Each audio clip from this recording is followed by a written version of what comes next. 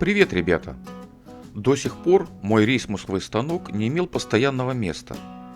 Мне приходилось таскать его по мастерской на руках от одного стола на другой. Вес у станка немалый, а здоровье больше не становится. Вот и решил я изготовить для своего рейсмуса подвижную базу, а именно тумбу на колесах, которую я смогу без усилий перемещать по своей мастерской. Конструкция тумбы будет классическая.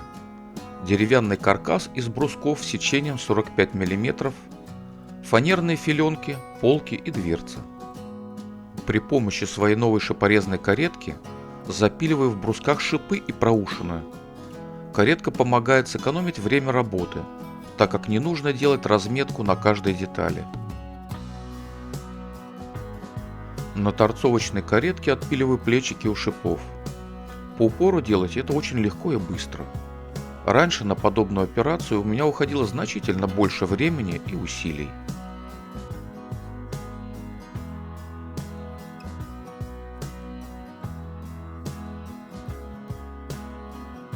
Поставил штатив с камерой слишком близко к станку.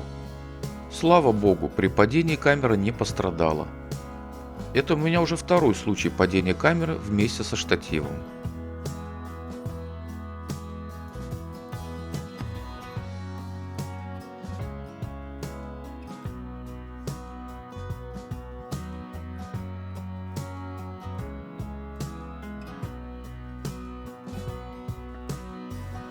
Собираю раму на сухую. Шиповое соединение выполнено правильно. Шип входит в проушину с руки, с легким натягом. После нанесения клея соединение будет более плотным.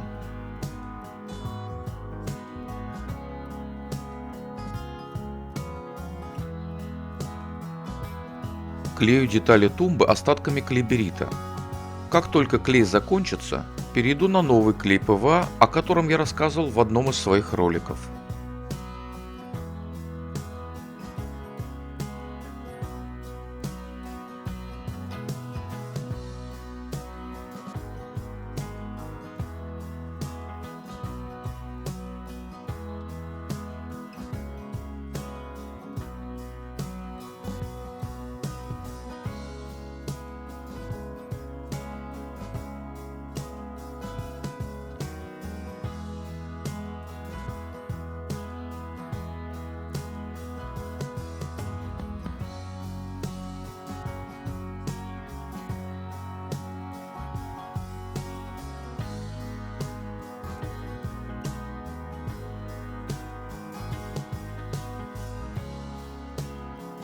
После склейки проверяю геометрию.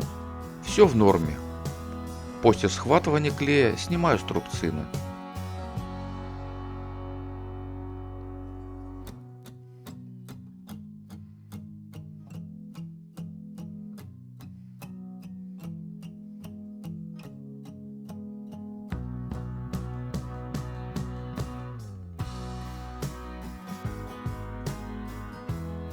Запиливаю шипы на длинных царгах, которые соединяют между собой боковины конструкции. Длина шипа 35 мм.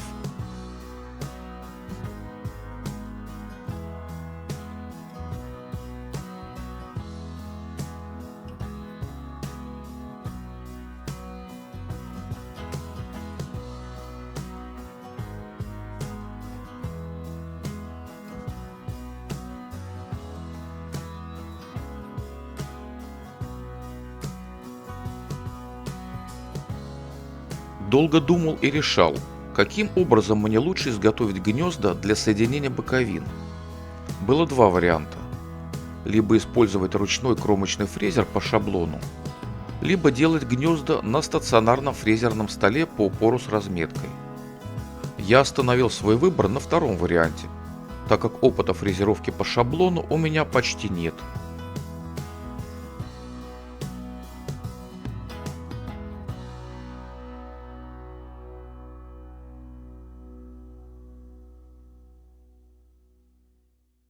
Для фрезеровки гнезд на второй стороне рамы я просто поменял местами ограничительный упор.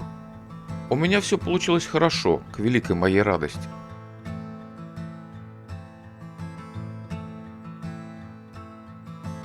Для того, чтобы закруглить шипы на царгах, я не стал использовать средства механизации, а просто взял ручной инструмент и сделал все быстро и качественно.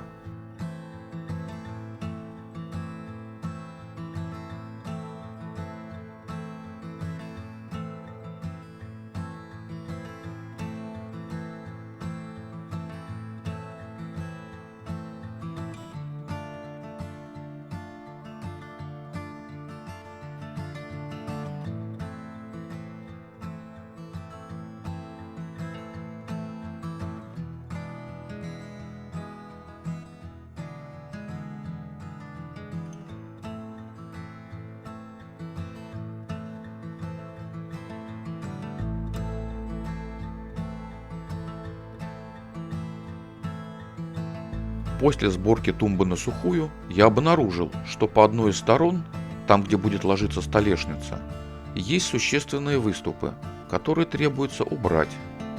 С этой задачей успешно справился мой фуговальный станок.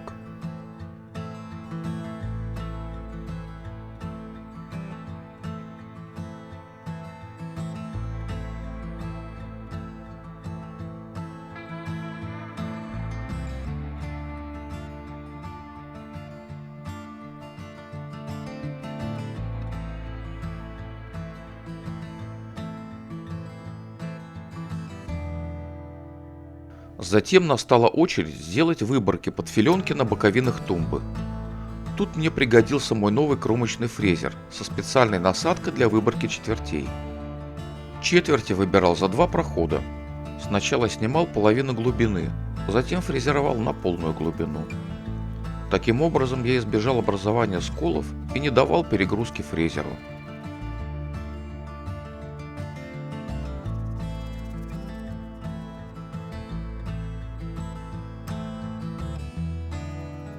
Филенки для боковин тумбы я делал из остатков крашеной фанеры, которая раньше была стендом для инструментов на стене мастерской.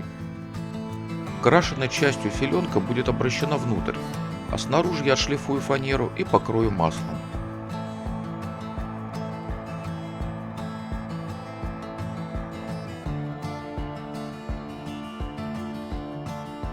Углы филенок необходимо закруглить.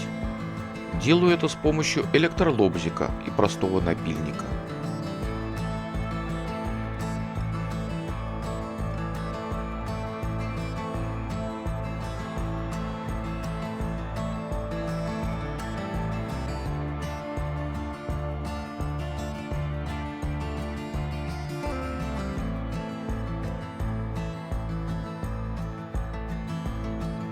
Когда все компоненты тумбы готовы, приступаю к шлифовке деталей.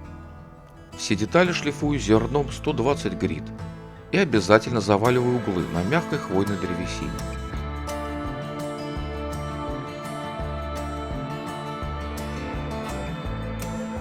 Щит для столешницы склеен из досок и имеет толщину 15 мм. Все детали тумбы склеиваю между собой.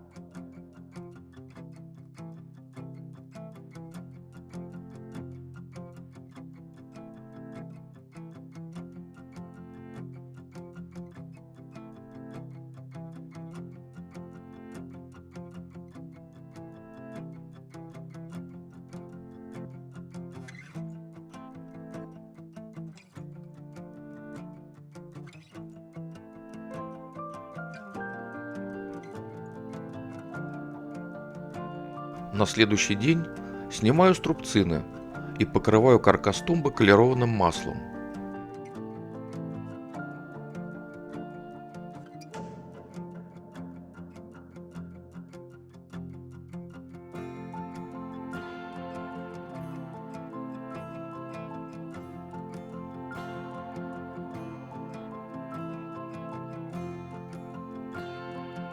Затем прикручиваю колеса. Тумба почти готова, осталось совсем чуть-чуть.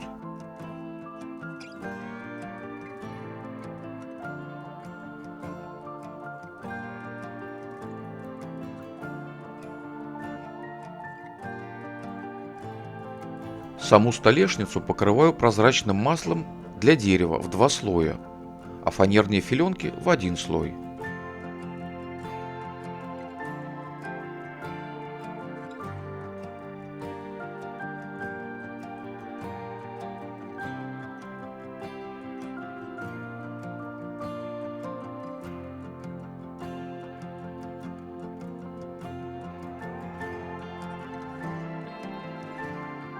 Полки из фанеры устанавливаю классическим методом. В тумбе будет 3 отделения для разных мелочей.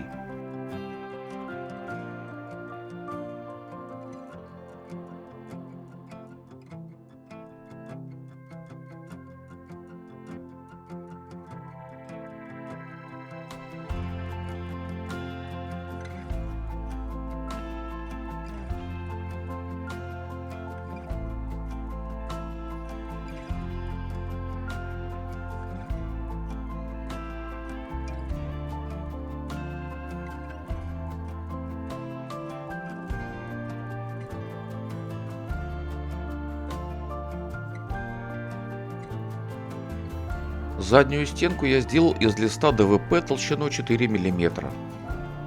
Удобных в работе пневматических нейлеров у меня пока нет, поэтому приколачиваю заднюю стенку по старинке, молотком и гвоздями.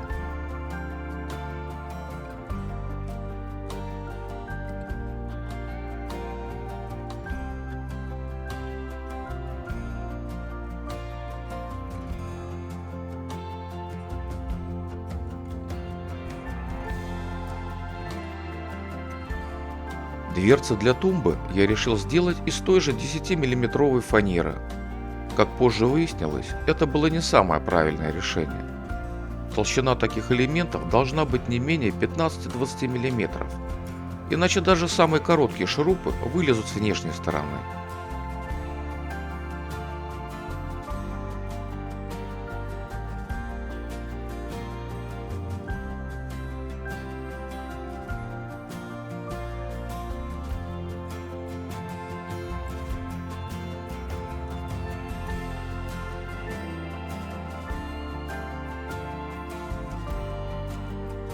Процесс навески петель я показывать не стал, так как это было не очень весело.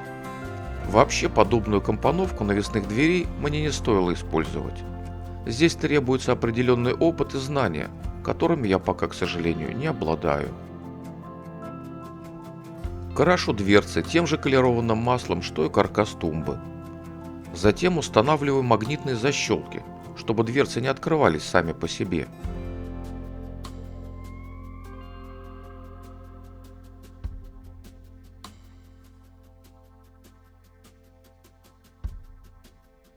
Последним этапом работы стало изготовление ручек.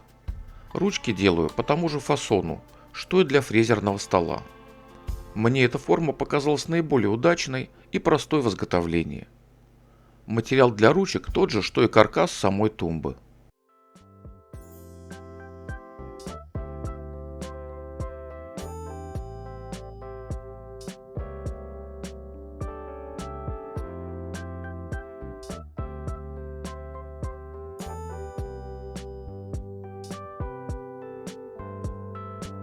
Устанавливаю рейсмусовый станок на тумбу и фиксирую к столешнице при помощи мебельных конферматов. Крепко и надежно.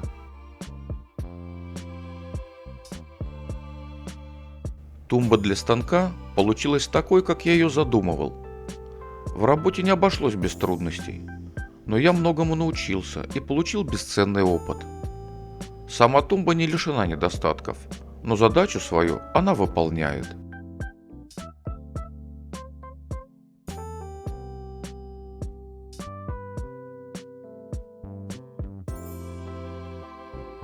Большое спасибо вам за просмотр и оценку моего видео. Всего вам доброго и до новых встреч!